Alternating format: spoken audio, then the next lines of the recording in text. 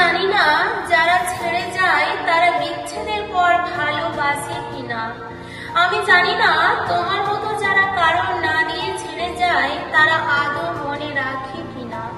তবুও আমার মতো সহস্র মানুষ যাদের ছেড়ে যাওয়া হয়, আমি জানি বিচ্ছেদের 40-50 দিন, 4-5 মাস এবং 1-1.5 বছর পরেও তারা প্রাক্তনকে ও বলে সম্বোধন করে।